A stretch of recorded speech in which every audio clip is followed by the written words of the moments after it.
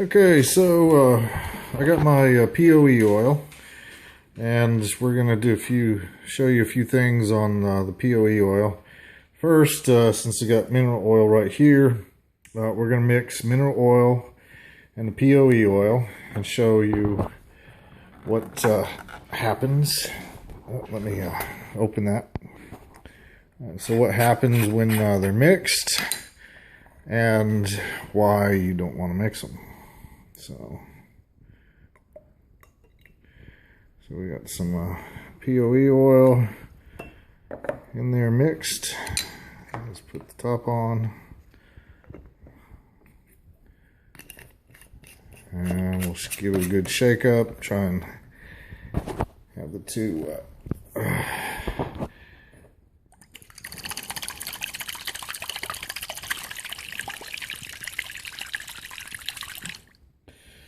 Alright, so as you can see, it's pretty cloudy, and as you can see, they don't mix.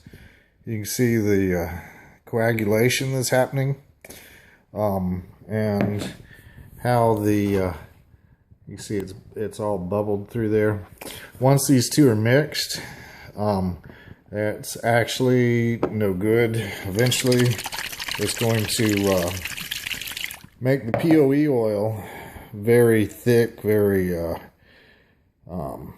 it's going to coagulate it even worse over time, and that's pretty much death for a compressor.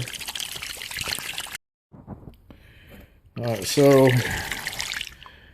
it is just completely coagulated there, and this is why you want to get all of the mineral oil out of the HVAC system when you're converting from like R22 to 410A. This is why you want to do the R11 flush and get all of the mineral oil out, because although right now it's not terribly bad, but let's add a little bit of moisture to the problem and watch it get even worse. Hold on, let me get some water. Okay, so we're going to add some water into the POE oil and mineral oil mixture. And give it a good shake up. Get this on, right? Hold on one second. Okay, so now we're going to mix it up.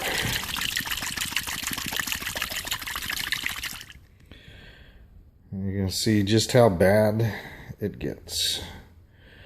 It completely coagulates, completely changes the viscosity. And now this is the mineral oil and water mixture, and we're going to try and vacuum some of this out. And I'm sure this will be very similar to what some people will run into when they find a system that wasn't properly installed. So let me hook up the vacuum. Alright, so we've got our POE oil mixed with some mineral oil with water mixed in there. POE oil had coagulated. Now we are removing some of the moisture, but we'll let this sit on here, and you're going to find that after that first little initial burst, we're not removing very much moisture from the system. In fact, almost none. That's why it's very important to get all of the moisture out of the system when you're dealing with POE. Because POE will hold on to that moisture and doesn't like to let it go. And so we're going to let this run for a while, and we're going to get into a really deep vacuum and see how much of it we can extract from the POE oil and mineral oil mixture. This would be similar to somebody who just simply hooked up 410A system to an old R22 system didn't, or to an old R22 coil, didn't flush out any of the oil. Everything got all mixed and didn't do a vacuum. And this is pretty much what it would be like after probably 30 minutes of startup. Now you see, like in the previous video, we were already boiling off all the moisture pretty rapidly. But this one here, we're pretty much doing nothing. So we'll let this sit and we'll come back in about half an hour from now and see if there's any difference.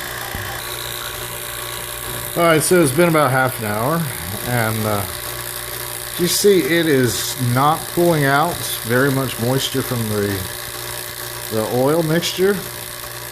We're getting a little bit, as you can see, you know, you see a little bit of bubbling.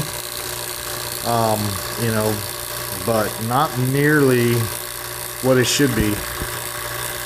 So we're gonna let this sit for a while longer, and we're gonna see what happens when we come back in about an hour.